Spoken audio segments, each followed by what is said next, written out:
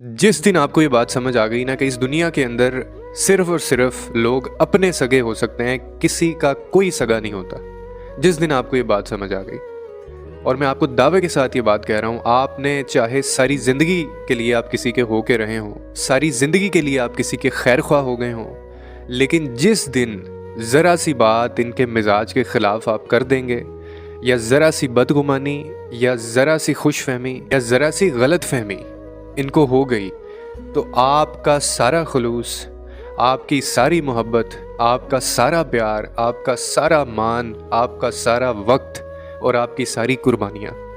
ये इकट्ठी करके आपके मुंह पे मारी जाएंगी। आप मेरी बात ही आजमा के देख लीजिए। कोई किसी का सगा नहीं होगा,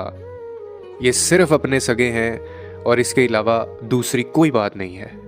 जिस दिन आपने ये अपनी ज़िंदगी में रियलाइज़ कर ली चीज़, जिस दिन आपको ये चीज़ शिद्दत से इसका एहसास हो गया,